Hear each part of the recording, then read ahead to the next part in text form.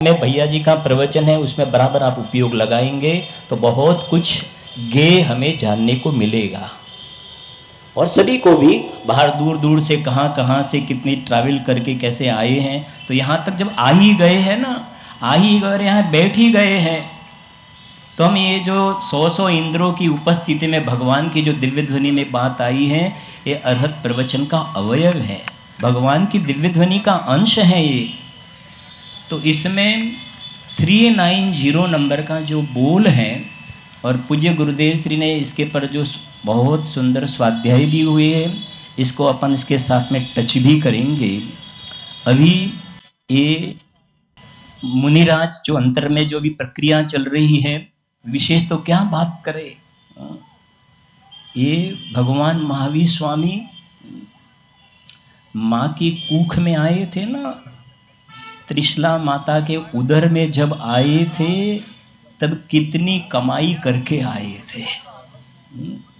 श्रद्धा की ओर से कहे तो क्षायिक सम्यक तो लेके आए थे। हमें कंपेयर करना ना, भूतकाल प्रभु आपका, वह मेरा वर्तमान, वर्तमान जो आपका। जब हम कमिटमेंट करते हैं ना तो हमारी कुछ रिस्पॉन्सिबिलिटी होती है। ये अर्घ समर्पण करके प्रभु निज गुण का अर्घ बनाऊंगा और निश्चित तेरे सदस्य प्रभु अरहंत अवस्था पाऊंगा ना। तो भगवान महावीर स्वामी जब माँ की कूख में आए तो श्रद्धा में क्षायिक सम्यक तो लेके आए थे। नंद राजा की पर्याय में उन्होंने क्षायिक सम्यक तो प्राप्त कर लिया था। श्रद्धा में, ज्ञान में देखे तो वहां मति ज्ञान, श्रुत ज्ञान और अवधि ज्ञान, सम्यक ज्ञान 3 लेकर के आए थे। और चारित्र की अपेक्षा बात करें तो अनंतानुबंधी कषाय का अभाव था। इतना तो वो लेकर के आए थे। और जब यहां से गए ना तो कृत कृत्य दशा पर का प्रसंग होगा ना, कृत कृत्य दशा को प्राप्त होकर के गए। तो मैं कहता हूं, सुनना जरा ध्यान से, कल केवल ज्ञान का दिन भी होगा। भगवान महावीर स्वामी को ये जो अभी जो अवस्थाएं हैं 30 वर्ष की उम्र वाली, अभी जो दीक्षा कल्याण का प्रसंग है वो 30 वर्ष की बिल्कुल एकदम यंग अवस्था में उन्होंने निर्ग्रंथ मुनि दीक्षा अंगीकार की। 42 वर्ष में उनको केवल ज्ञान हुआ। अज्ञानी जीव, मिथ्या दृष्टि, 42 वर्ष में बेताला लगाता, बेताला बोलते हैं, चश्मा लगाते हैं ना, बेताला बोलते हैं ना। अज्ञानी ये मानता था कि पहले ऐसा मानता था कि मैं आंख से देखता हूं, अब ये मानता है मैं चश्मा से देखता हूं। ये दूर गया, असद्भूत व्यवहार में अनुपचरित से उपचरित की ओर गया, चश्मा से ज्ञान। भगवान महावीर स्वामी मां की कूख में जब आए, जब इंद्रियों की रचना नहीं हुई थी, देह की रचना नहीं हुई थी, अपर्याप्त अवस्था, उस वक्त ज्ञान अंदर में, भगवान आत्मा में से आता है, मैं ज्ञान का घन पिंड हूं, मैं विज्ञान घन स्वभावी हूं। इतनी कमाई तो वहां लेकर के आए थे। और 42 वर्ष में उन्होंने ये बेताला नहीं, 42 वर्ष में रुजुवालिका नदी के किनारे उनको केवल ज्ञान हो गया, लोकालोक झलक गया। जो बोलते हैं जिनवाणी के ज्ञान से सूझे, तो उनको तो उनकी पर्याय में केवल ज्ञान प्रकट हो गया। तो मैं हमेशा कहता हूं, एटलीस्ट वो तो केवल ज्ञान प्राप्त करके गए, और वो माँ की कूख में आए तब इतनी कमाई लेकर के आए, तो कम से कम यहाँ से वो आए तो जाते समय एटलीस्ट सम्यक ज्ञान, सम्यक दर्शन लेकर के हम जाए ना। तो गुरुदेव श्री की भक्ति में बोलते हैं, आ दास ना जीवन शिल्पी तने। समझना थोड़ी बातें। नियम सार परमागम में परसों भी मैंने बताया था, एक अलग स्पेशल नियम सार के अंदर एक विशेष बहुत सारी बातें हैं। उसमें परम समाधि अधिकार, समाधि शब्द का अपन अर्थ करेंगे आज। हो सकेगा तो मेरे पास जो अभी विषय है 22 लाइन है, मैंने इसके लिए बोला आप बिल्कुल उपयुक्त सावधान रखेगा तो बहुत कुछ आपको नया मिलेगा, होगा लेकिन और भी ज्यादा मिलेगा। नियम सार परमागम में परम समाधि अधिकार है। समाधि शब्द का जो परिभाषा है जो गुरुदेव श्री ने अर्थ किया है, बहुत गजब का अर्थ किया है समाधि का अर्थ।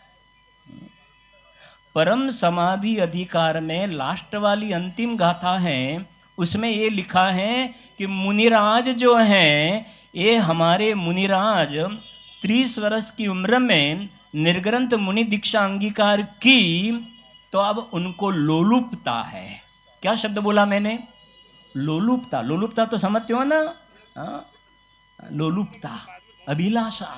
तो वहां लिखा है पद्म प्रमलधारी देव ने, अभी ये मुनिराज को लोलुपता है। अभिषेक जी, मुनिराज को लोलुपता, जैसे पैसे को लोभी को काय की लोलुपता होती है। एक के पीछे 5 जीरो लगे हैं और 1 जीरो लगे, इसकी लोलुपता, फिर और 1 जीरो लगे, उसकी लोलुपता। होता यह है कि आगे का एक निकल जाता है, आगे का एक निकल जाता है, एकेंद्रिय में चला जाता है। भूप कीड़ों में गया तहते चय था वर्तन धरे, ये अज्ञानी की लोलुपता है। यहां लिखा है मुनिराज जो हैं उनको अब केवल ज्ञान की लोलुपता है। काय की लोलुपता? केवल ज्ञान की लोलुपता है। और पूज्य बहन श्री के वचनामृत में जो लाइन है, भावों का फल ना मिले तो 14 ब्रह्मांड को शून्य होना पड़े। और उनकी भावना अंदर में कपट वाली भावना नहीं, अंदर में हृदय में से आई भावना है कि नहीं हमें, ये अभी उनकी भावना है, उनकी भावना, हमें तो पूर्ण दशा ही चाहिए। अभी अधूरी दशा है, अधूरी दशा है। और जितना राग द्वेष विकारी भाव बचा है उतनी असमाधि है, उतनी असमाधि हो। और जितनी वीतरागता प्रकट हुई है ये समाधि है। इतना निराकुलता सुख आनंद का वेदन है, वो समाधि है। मैं पढ़ता हूं बोल, फिर उसका अर्थ करेंगे। समझना, आपकी रिस्पॉन्सिबिलिटी मेरे से ज्यादा है, समझना, क्योंकि मैंने बताया 22 लाइन का अपन अर्थ करेंगे, लेकिन इजी है एकदम। मुनिराज, भगवान महावीर स्वामी मुनिराज समाधि परिणत है। बोलो तो, समाधि परिणत है। समाधि परिणत माने सम्यक दर्शन ज्ञान चारित्र से सुशोभित है, समाधि परिणत है। और लिखते हैं वे गायक का अवलंबन लेकर, गायक का अवलंबन लेकर विशेष विशेष समाधि सुख प्रकट करने के उत्सुक है। क्लियर? पहले लाइन में क्या लिखा? मुनिराज समाधि परिणत तो है। अब समझ में आती है ना बात? समझना आप थोड़ा ध्यान से। गुरुदेव श्री चौथे गुणस्थान वाले भी आंशिक रूप में समाधि परिणत तो है। बताऊं मैं गुरुदेव श्री का अर्थ बताऊं आपको, थोड़ा देखना जरा, बहुत बढ़िया बातें हैं एक एक।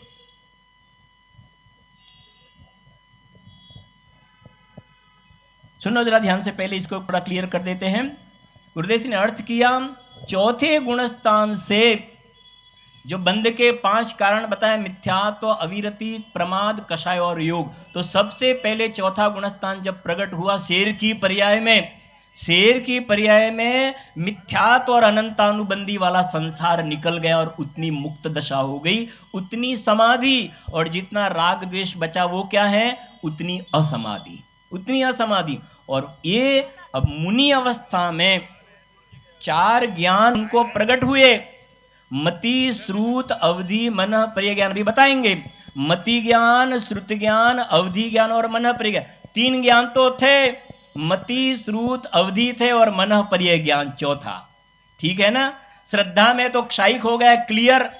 और बिल्कुल ये समय गुरुदेव ने कितना हमें पढ़ाया है, सभी गुणों की हमें आइडेंटिटी होनी चाहिए। श्रद्धा में क्या हुआ? क्षायिक हो गया तो क्लियर हो गया। ज्ञान में 3 में से चौथा मन पर्याय ज्ञान, और चारित्र में 3 चौकड़ी कषाय भाव, अनंतानुबंधी, अप्रत्याख्यान और प्रत्याख्यान। 3 कषाय का अभाव वाली इतनी वीतरागता प्रकट हुई है, उतनी तो मुनिराज को समाधि है। प्रचुर आनंद जो बोलते हैं ना, मुनिराज को प्रचुर आनंद है। प्रचुर आनंद के उछाले आते हैं, आनंद की भर्ती आई है, उसको कहते हैं समाधि। और संजीवलन का जितना राग बचा है, ग्रंथ लिखने का परिणाम तो मुनि भगवान की अवस्था में नहीं होता है, लेकिन एक सामान्य मुनिराज की तरफ से कहे तो कुंद आचार्य देव कहते हैं, अमरचंद्र आचार्य देव कहते हैं कि हमें ये टीका लिखने का भाव आया, संज्वलन का राग, उसमें हमारी परिणति मलिन हो रही है, वो असमाधि है, वो असमाधि है मांगीलाल जी, वो असमाधि है। गुरुदेव श्री नहीं मिले होते ना तो भैया जी ने जो भजन बोला बनाया ना, पूज्य गुरुदेव ना होते तो क्या होता, आज यहाँ सभा नहीं होती और हम ये व्याख्या नहीं कर सकते थे, हमें वचनामृत नहीं मिलता, हमें मोक्ष मार्ग प्रकाशक नहीं मिलता। ये लाइन का हम दोपहर के ऐसे धूप में 2:30 बजे भूखे प्यासे, लेकिन अंदर में अतीन्द्रिय आनंद की तरस वाले जो मुमुक्षु जीव बैठे हैं ना, बिल्कुल आराम से एक एक लाइन का अर्थ करते हैं, सबको समझ में आते हैं, हम सभी का फेस भी रीडिंग करते हैं। समझना जरा ध्यान से, वे गायक का अवलंबन लेकर, वाह, शुद्धात्मा का अवलंबन लेकर विशेष विशेष समाधि सुख प्रकट करने के उत्सुक है।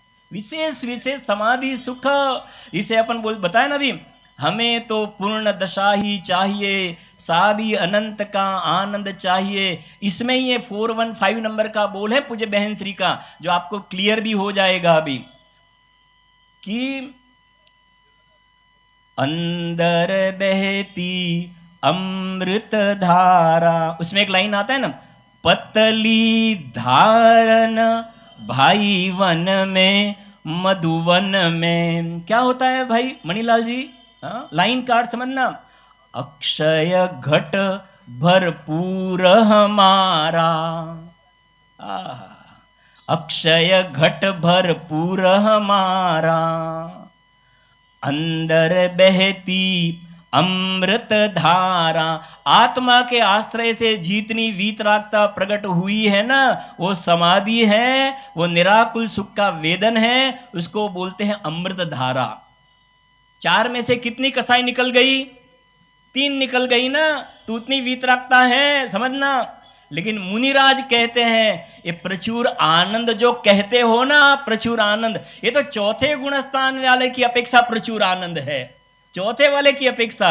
लेकिन मेरा जो स्वभाव में सामर्थ्य है, भगवान को जो अनंत चतुष्टय होता है, उसके सामने तो पतली धार है। बात समझ में आती है? किसके साथ कंपेयर करना? स्वयं कहते हैं ना, अंदर बहती अमृत धारा, अक्षय घट भरपूर हमारा, अंदर बहती अमृत धारा। फिर क्या लाइन है, साथ में बोलो, पतली होली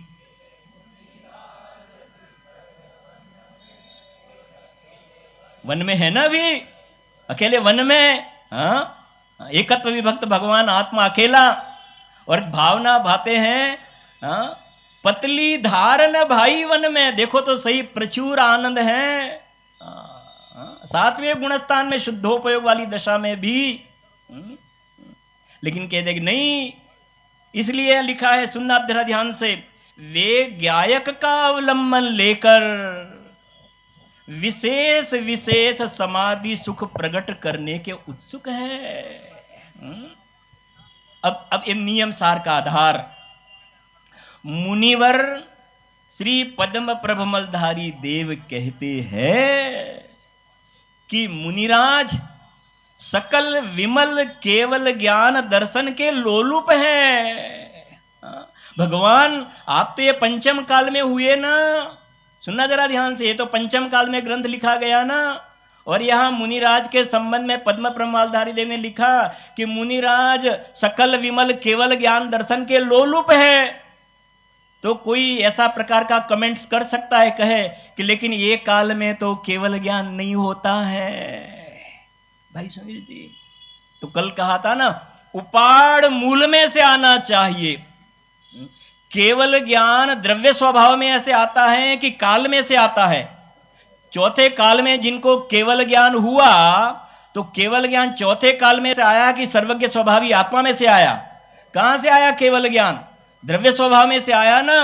तो यहां कहते हैं मेरा द्रव्य स्वभाव झाक तो जीव तो विद्यमान से, केवल ज्ञान आना होगा तो आगा, नहीं आएगा तो नहीं आएगा, लेकिन मैं पुरुषार्थ में किसी भी प्रकार की कमी नहीं रखूंगा।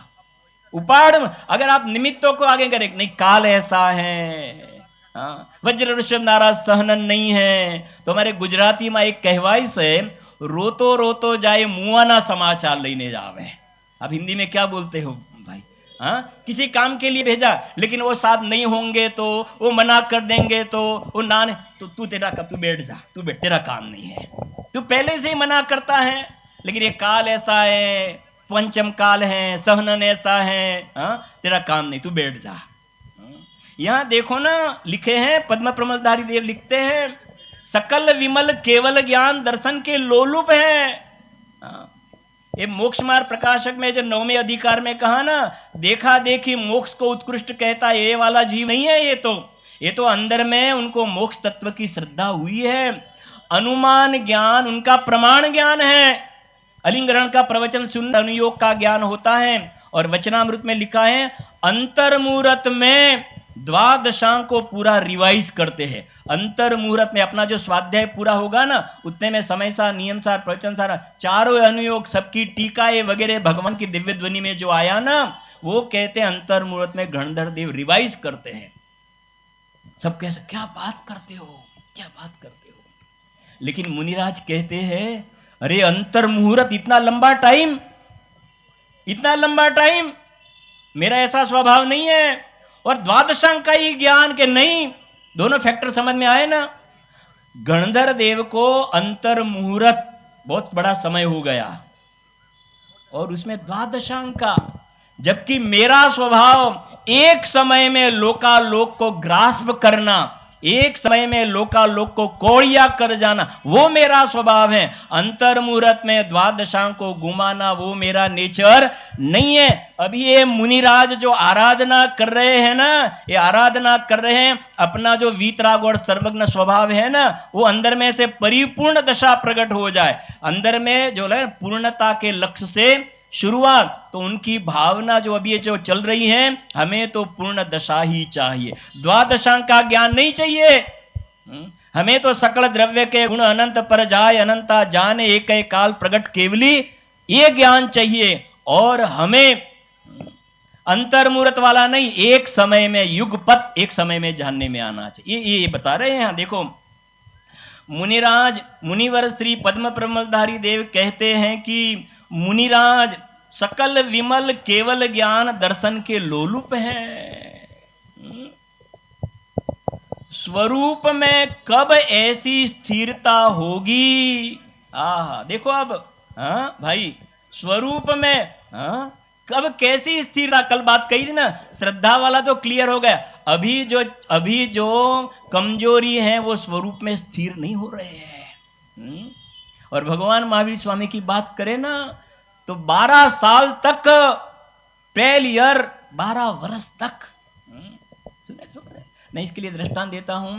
12th में लड़का पास हो गया, 12th में पास हो गया, फिर कॉलेज में एडमिशन लिया, तो 12th में पास हो जाने के बाद में फिर कॉलेज में सो जाने का आराम से, क्योंकि मैं 12th में पास हो गया ना, कि नहीं कॉलेज में तो फिर और ज्यादा पढ़ाई करना है, और ज्यादा पढ़े, नहीं तो इधर उधर घूमेगा ना तो बर्बाद हो जाएगा। इसी प्रकार से 12th में पास हो जाने के बाद में ग्रेजुएशन के लिए और ज्यादा पढ़ना पड़ता है। इसी प्रकार सम्यक दर्शन में श्रद्धा का पुरुषार्थ हो गया। चारित्र के अंदर का जो पुरुषार्थ है, उसमें क्या बात करें, शेर की पर्याय से लेकर 10 भाव निकल गए, क्योंकि हर एक पर्याय में उन्होंने मुनि अवस्था धारण की, स्वर्ग में से आने के बाद में मुनि अवस्था अंगीकार की। केवल ज्ञान लेने के लिए, एक सपक श्रेणी के लिए पुरुषार्थ उठाया, लेकिन वो पुरुषार्थ में वो कमजोर रहे, फिर स्वर्ग में गए, फिर यहाँ आए, फिर स्वर्ग में, फिर इतना साल निकल गए। मैंने बताया ना, जो कॉलेज में भी फिर पढ़ाई, ये चारित्र वाला पुरुषार्थ है। अब ये चल रहा है। इसलिए मैंने अहमदाबाद नवरंगपुरा में अभी कब जाओ तो आपने भी पढ़ा होगा, एक भरत जी की बाहुबली और तीनों की जो प्रतिमाएं हैं, उसमें भरत जी के छंद के आगे लिखा है, भाई साहब, वहां अर्घ्य में लिखा है कि मुझे मोक्ष तो चाहिए, लेकिन भरत जी आप जैसा मुझे मोक्ष चाहिए। बात समझ में है ना? मुझे मोक्ष तो चाहिए, हाँ, मोक्ष तो सभी का होता है, बाहुबली भगवान का भी हुआ, 24 तीर्थंकरों का, सभी का मोक्ष हुआ, लेकिन मैं भावना तो भाता हूं, प्रभु तेरे मेरे अंतर को अविलंब, माने भरत जी जैसा मुझे मोक्ष चाहिए। सम्यक दर्शन होने के बाद में जे तुरंत ही ऐसा शपक श्रेणी मुनि दीक्षा अंगीकार कर शपक श्रेणी के योग्य पुरुषार्थ उपड़े, ऐसी मेरी पुरुषार्थ में इस प्रकार की तीव्र भावना, और भरत जी के जो अर्घ है उसमें ये भावना लिखी है। आप समझते होंगे मेरा कहने का इंटेंशन, बराबर है ना। उसमें फिर गैप नहीं चाहिए मुझे। सम्यक दर्शन हो गए तो फिर केवल ज्ञान दर्शन की लोलुपता है, तो मुझे गैप नहीं चाहिए अभी, ठीक है ना। जैसे आपका सभी यहाँ के जबलपुर के ही मेरे ख्याल से राजा रानी इंद्राणी मैंने देखा, सब आप जबलपुर वाले सब जब्बर हो। हाँ, जब पंचकलर नजीक आया ना तब आपको ऐसा होता है बस अभी आया अभी आया अभी आया, बस इसी प्रकार का ये भाव यहाँ बना है। सुनो जरा ध्यान से, सकल विमल केवल ज्ञान दर्शन के लोलुप हैं, स्वरूप में कब ऐसी स्थिरता होगी जब श्रेणी लगाकर वीतराग दशा प्रकट होगी। आपको आंसर भी देना। अभी ये जो मुनिराज है ना वो पुरुषार्थ कर रहे हैं, सपक श्रेणी के योग्य पुरुषार्थ करते हैं। सपक श्रेणी के योग्य, उपसम श्रेणी वाला तो क्या होता है, गिर जाता है ना।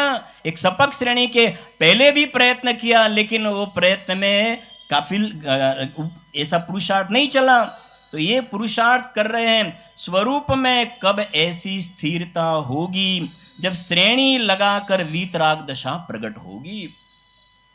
कब ऐसा अवसर आएगा जब स्वरूप में उग्र रमणता होगी। रमणता तो है लेकिन कैसी रमणता, उग्र रमणता होगी। और आत्मा का पद ने बोलना, प्रवचन सार की 13 नंबर की गाथा 13, अरहंत दशा है वो शुद्धोपयोग का फल है। कौन सा, शुद्धोपयोग का फल अरहंत दशा है। और वह अरहंत दशा में सुख का वर्णन 6 बोल द्वारा किया है। और प्रवचन सार की जो 45 नंबर की गाथा है, 45 नंबर की गाथा, उसमें वहां एक लाइन आई है, पुण्य फला अरहंता। गुरुदेव श्री कहते यह तकरारी गाथा आवी। तकरारी क्या बोलते हो, हाँ, गाथा तकरारी नहीं हो। बोलो भगवान महावीर स्वामी ना तप कल्याणक महोत्सव नो जय हो। सुनना जरा ध्यान से कि वहां गाथा लिखी, शुद्धोपयोग का फल अरहंत दशा है। शुद्धोपयोग का फल, तो अभी ये जो पुरुषार्थ चल रहा है ना, वो पुरुषार्थ छठवें सातवें में चल रहा है ना, तो वो छठवें में आते हैं तो शुभोपयोग में आ जाते हैं, फिर 7वें में जाते हैं तो शुद्धोपयोग में, फिर 6वें में जाते हैं तो शुभोपयोग में। ऐसा अंदर बाहर वाली प्रक्रिया चलती है, तब तक ढीलास है। गुरुदेव श्री के प्रवचन में आया है कि 6वें में आते हैं ना, तो उन्होंने जो प्रतिज्ञा तो शुद्धोपयोग की प्रतिज्ञा की थी, तो प्रत्याख्यान का भंग हुआ है, 6वें में आए वो तो ये जो बात बता रहे हैं हम कि कब ऐसा अवसर आए, याद है ना, अपूर्व अवसर एवो क्यारे आवसे, क्यारे थई શું है ना, गुजराती में थोड़ी लाइन बोलूं, अपूर्व अवसर एवो क्यारे आवसे, क्यारे थई શું बाह्यांतर निरग्रंथ जो। फिर क्या लिखा है, सर्व संबंधनु बंधन तीक्षण छेदिने, विचरसु कव महत पुरुष ने पंथ जो। और वहां अपूर्व अवसर में लास्ट में सिद्ध दशा तक ले गए, क्योंकि अपूर्व अवसर में खाली अंतरात्मा वाली नहीं, लास्ट में लिखा ना, एक परमाणु मात्र निमड़े न स्पर्शता। देखो तो सही, हाँ, ऐसे बाय नेचर बाय डिफॉल्ट हम एक परमाणु को स्पर्श नहीं करते हैं। और 38वीं गाथा में श्रद्धा अपेक्षा से एक परमाणु मेरा नहीं है, और सिद्ध दशा प्रकट हो गई ना, तो तीनों प्रकार के कर्म निकल गए ना, तो वहां बताया, उसके पहले लिखा, चार कर्म गण गाती ते व्यवच्छेद ज्याम, भवना बीजतणो आत्यंतिक नाश जो। सम्यक दर्शन होने के बाद में भव का नाश नहीं होता है, थोड़े कुछ भव रह सकते हैं, लेकिन घाती कर्म का जब नाश हो गया, माने स्वरूप में पूरे स्थिर हो गए ना, फिर अभी भव नहीं रहा। और अल्प काल में बताया सादी अनंत अनंत समाधि सुखमा, ये दशा के लिए तलस रहे, इसकी लोलुपता है, इसकी लोलुपता है। क्या कहते हैं देखो, कब ऐसा अवसर आएगा जब स्वरूप में उग्र रमणता होगी और आत्मा का परिपूर्ण स्वभाव ज्ञान केवल ज्ञान प्रकट होगा। कब ऐसा परम ध्यान जमेगा, ये शुक्ल ध्यान, अभी जो नंबर है वो शुक्ल ध्यान का। कब ऐसा परम ध्यान जमेगा, ये भावना भा रहे हैं शुक्ल ध्यान की। 8वें से शुक्ल ध्यान होता है, 7वें तक धर्म ध्यान होता है, शुक्ल ध्यान की भावना। कब ऐसा परम ध्यान जमेगा कि आत्मा शाश्वत रूप से आत्म स्वभाव में ही रह जाएगा।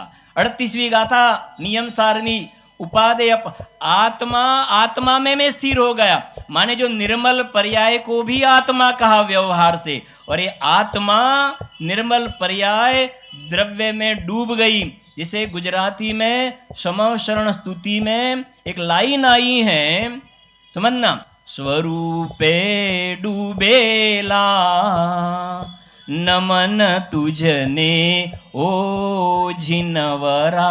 ये लाइन सब साथ में बोलो तो जितना है इतना। स्वरूपे,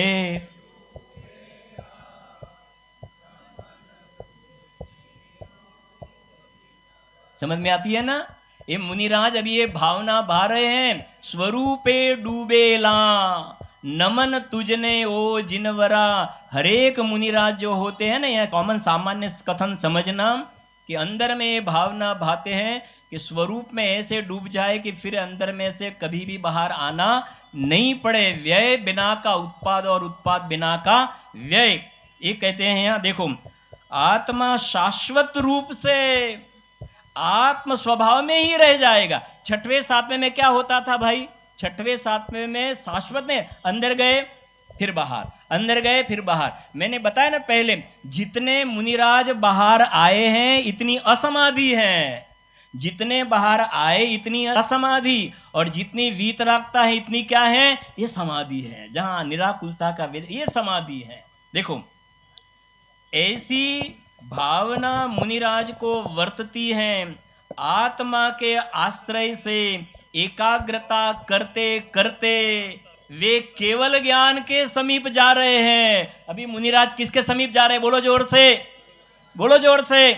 केवल ज्ञान के समीप जा रहे हैं, केवल ज्ञान के समीप जा रहे हैं। और 24 आवर्स बाद हम उनका केवल ज्ञान देखेंगे, केवल ज्ञान का उत्सव देखेंगे। केवल ज्ञान के समीप जा रहे हैं। मैं थोड़ा ये 8 ऑन में जरा बात करूं। मैंने पहले भी दिखा, कहा ये सोचता है कि मैं जो 1 के पीछे 5 जीरो लगे और एक जीरो के समीप जा रहा हूं, और एक जीरो के समीप जा, समझ गया ना मेरा कहने का भाव?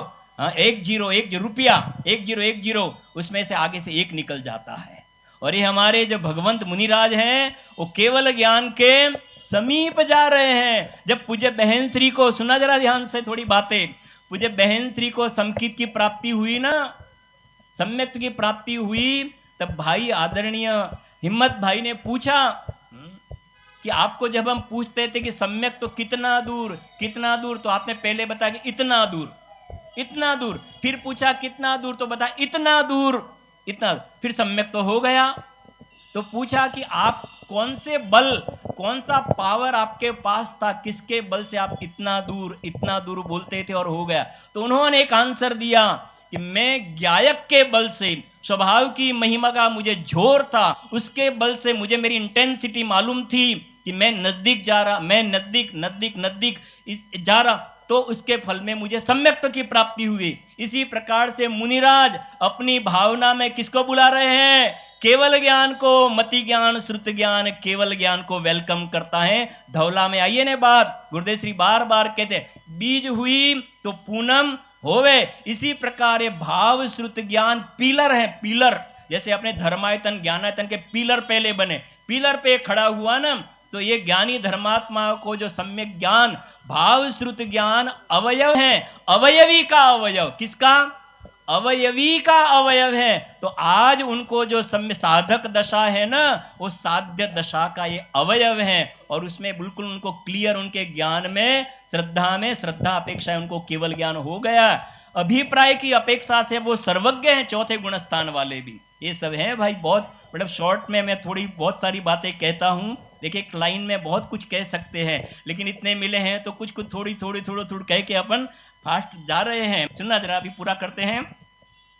एकाग्रता करते करते वे केवल ज्ञान के समीप जा रहे हैं। देखो तो सही, हम दूर दूर से जब ये जबलपुर आए ना, तभी अभी लास्ट स्टेशन आ गया, ये आ गया, तो देखते हैं ना, अभी आ गया, अभी पांडाल कितना दूर आ गया, अभी यहाँ आए थे, तब कल्याण का पांडाल कितना दूर है, बस यहाँ पास में है, यहाँ पास में है, यहाँ पास में। ऐसे मुनिराज कहते केवल ज्ञान, बोलो जोर से, पांडाल पास में, तो मुनिराज कहते केवल ज्ञान पास में है, केवल ज्ञान पास में है। उनको ये अंदर का जो पुरुषार्थ का जो पावर है, उसके बल से ये आ गया केवल ज्ञान। क्यों नहीं आएगा? केवल ज्ञान की पर्याय द्रव्य में से आती है, और मुझे द्रव्य स्वभाव में स्थिरता का मेरा अभ्यास चल रहा है, आएगा, क्यों नहीं आएगा? अनंत चतुष्ट अंदर से आएंगे, और साधी अनंत काल तक रहेंगे, आएंगे और अनंत काल तक रहेंगे। अभी वो कभी भी संसार में मुझे परिभ्रमण करना नहीं है, ये भावनाएं चल रही है। देखो वाह, देखना, अभी आत्मा के आश्रय से एकाग्रता करते करते वे केवल ज्ञान के समीप जा रहे हैं। अरे यार, प्रचुर शांति का वेदन होता है। अभी वर्तमान में प्रचुर शांति का वेदन होता है, लेकिन उनको पतली धार दिखती है। जगदीश भाई, प्रचुर शांति, लेकिन कहते हैं पतली धार। वास्तविक अनंत शांति तो भगवान को अनंत सुख होता है, वो शांति मुझे तो चाहिए। कषाय बहुत मंद हो गए हैं, कषाय बहुत, कोई आके उनका पर उपसर्ग करता है, सिगड़ी डालता है, जला देते हैं मुनिराज को, लेकिन कषाय उनको कौन उपसर्ग करता है? उनका ज्ञान का ज्ञेय भी नहीं बनते हैं। केवल ज्ञान होता है तब उनके ज्ञान में दिखता है कि किसने उपसर्ग किया है। ये है जैन शासन, अलौकिक शासन है। महापुण्य के उदय के हम जैन कुल में आ गए हैं। वास्तव में हम ये मनुष्य पर्याय दुर्लभ हैं, उसके एक वैल्यू हम अंडर एस्टिमेट न करें हमारे पुण्य को। नहीं तो और सिटी में और भी बहुत सारे मनुष्य पर्याय में हैं, लेकिन इनके पास एक गुरुदेव श्री के भाग्यशाली होवे, उनके कान में बात पड़ती है। मेरू से भी ज्यादा पुण्य होवे। कल गए थे ना मेरू पर्वत पर, मेरू से भी ज्यादा पुण्य होवे ना, तब ये बात हमें सुनने को मिलती है। पंचम काल में गुरुदेव श्री के प्रताप से पंचम काल चौथा काल में कन्वर्ट हो गया हमारे लिए। विदेश क्षेत्र, ये भरत क्षेत्र विदेश क्षेत्र में कन्वर्ट हो गया हमारे पास के लिए। हमारे छोटे बाबू भाई तो भैया जी, छोटे बाबू भाई तो हमेशा कहते थे, ये जितने भी मंदिर बनते हैं ना, हमें तो ऐसा लगता है जैसे विदेश क्षेत्र से परमाणु उड़ करके आए हो और ये मंदिर बने हैं ना, हमें तो ऐसा लगता है। सीमंदर संदेशा है, विदेश क्षेत्र से आया है। कुंद कुंद स्वामी ने कहा, अहमे को खलु शुद्धो। माने तो शाबाश, नहीं माने तो तेरी होनहार बली होनहार नहीं है। लेकिन हमें विश्वास है यहां सबको हकार है, और हकार है तो उसकी हालत सुधरने वाली ही है। सुनना जरा ध्यान से। कषाय बहुत मंद हो गए हैं, बहुत मंद हो गए हैं, बहुत मंद हो गए। कदाचित कुछ रुद्धियां चमत्कार भी प्रकट हो जाते हैं। मुनिराज को साधक दशा में शुभ भाव है ना, तो बहुत सारी रुद्धियां भी प्रकट हो जाती हैं। विक्रिया रुद्धि वगैरह विष्णु कुमार को हुई थी ना, लेकिन उन्होंने दूसरे शुल्लक जी ने बताया, तब उनको मालूम पड़ा कि ये रुद्धि मुझे प्रकट हुई है। बहुत सारी रुद्धियां, लेकिन ये अंदर में भगवान आत्मा में जो चैतन्य रुद्धियां है ना, दर्शन ज्ञान चारित्र वगैरह अनंत गुणों की जो रुद्धियां हैं, उस रुद्धियों के सामने ये बाहर की रुद्धियां, तो पूज्य बहन श्री के वचनामृत में लिखा है, चैतन्य नहीं आगड़ बधुई पानी भरे से। बोलो तो, जोर से बोलो गुजराती में थोड़ा। चैतन्य नहीं आगड़ बधुई पानी भरे से। बोलो तो। चैतन्य नहीं आगड़ केवल ज्ञान की पर्याय भी पानी भरती है। चैतन्य की आगड़ निर्मल पर्याय भी पानी भरती हैं, क्योंकि निर्मल पर्याय में से निर्मल पर्याय नहीं आती हैं। ये चैतन्य द्रव्य जो ध्रुव गायक हैं, उसमें से सादी अनंत काल तक निर्मल पर्याय का प्रवाह रहता है। और तप की व्याख्या ये है, अपने स्वरूप में प्रतपन करना वो तप है। इच्छा निरोधो तपन नास्ति से, और स्वरूप में विश्रांत करना वो तप है। और उसके साथ में जो शुभ राग होता है उसमें 12 प्रकार के तप जो है वो तो व्यवहार तप है, वो तो शुभ भाव है, वो तो असमाधि है, वो समाधि नहीं है। सुनो जरा ध्यान से। कदाचित कुछ रुद्धियां चमत्कार भी प्रकट हो जाते हैं, परंतु उनका उनके प्रति दुर्लक्ष्य है, उनके ज्ञान का विषय भी नहीं बनता है। ऐसी रुद्धियां क्या है? भगवान आत्मा के सामने सब पानी पड़ता है। हमें ये चमत्कार नहीं चाहिए, हमें तो पूर्ण चैतन्य चमत्कार चाहिए। इष्टोपदेश की गाथा, चिंतामणि और एक बाजू खली का खोड़ का छान, क्या बोलते हैं, गोबर की विष्ठा, और एक तरफ चिंतामणि। एक तरफ स्वर्ग का वैभव और एक तरफ मेरा चैतन्य चिंतामणि, वो तो खोल का गोबर का टुकड़ा है, मुझे नहीं चाहिए। आप देखा ना, सौधर्म इंद्र ने सब रिजल्ट दे दिया ना, दे दिया। नरकाया को सुरपति तर से सो दुर्लभ प्राणी, दुर्लभ है निगोद से थावर अरुत्रस गति पाना। बोधि दुर्लभ पढ़ो, 12 भावनाएं भाई नवी।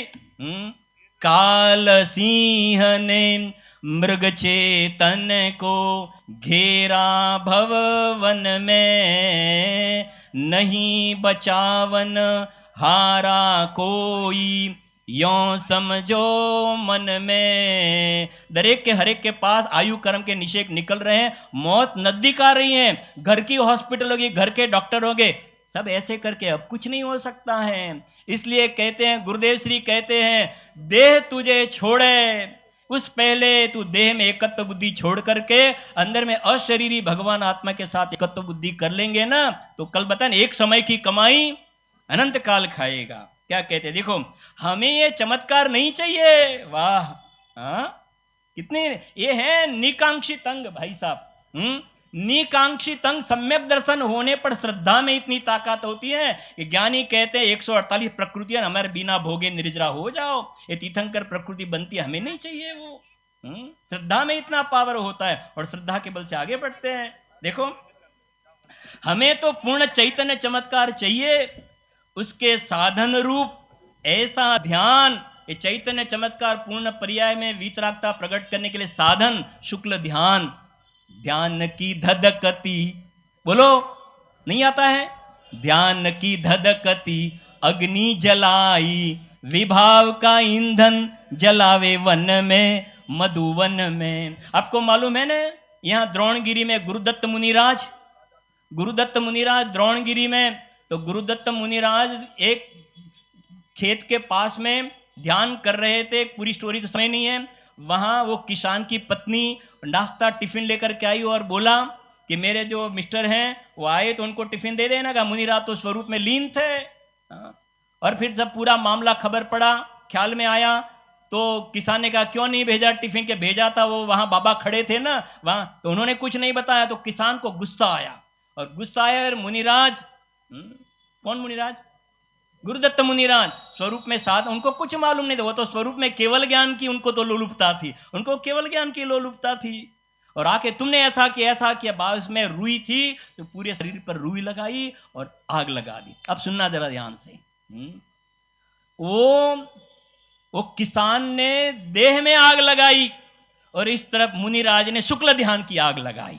दोनों ने आग लगाई, एक ने वो आग लगाई और शरीर जल गया। इस तरफ अंदर में मुनिराज ने ध्यान की, शुक्ल ध्यान की अग्नि लगाई और केवल ज्ञान प्राप्त करके मोक्ष में चले गए। ये है जैन शासन, ये है जिनवाणी माँ, ये है देव शास्त्र गुरु, ये भगवान महावीर स्वामी अंतिम शासन नायक, उनकी देश नाम ये सब बातें आई हैं। 2 लाइन पढ़ करके अपन पूरा करते हैं। देखो उसके साधन रूप ऐसा ध्यान, ऐसी निर्विकल्प ऐसी समाधि चाहिए कि जिसके परिणाम से आत्मा के असंख्य प्रदेशों में प्रत्येक गुण उसकी परिपूर्ण पर्याय प्रकट हो। जो श्रीमद जी ने कहा ना, चौथे गुण स्थान में सर्व गुणांश ते सम्यक, आंशिक रूप में हुआ था, लेकिन ज्यों ज्यों स्वरूप में विज्ञान गण होते गए ना, तो पर्याय में परिपूर्ण गुण पूरा खिला। जो बीज का चंद्रमा था पूर्णिमा का हो गया, ये भावना है। परिणाम से असंख्य प्रदेशों में प्रत्येक गुण उसकी परिपूर्ण पर्याय से प्रकट हो। चैतन्य का पूर्ण विलास प्रकट हो, इस भावना को मुनिराज आत्मा में अत्यंत लीनता द्वारा सफल करते हैं। अंदर बाहर नहीं, अंदर अत्यंत लीनता द्वारा सफल करते हैं। होहु मेरी ऐसी दशा जैसी तुम धारी। सच में देखा जाए कपड़े उतरने का नाम मुनि दीक्षा नहीं है, बल्कि कषायों में कषाय निर्वृत्ति का नाम मुनि दीक्षा है। दुनिया में जो एक सामान्य वृत्ति चलती है, कपड़े छोड़ दिए मुनि आज बन गए, ये तो बाहर की प्रक्रिया है। अंदर में कषाय जब कम हो जाती हैं, कषाय में हीनता आती है, तो अपने आप ही मुनि दशा प्रकट हो जाती है।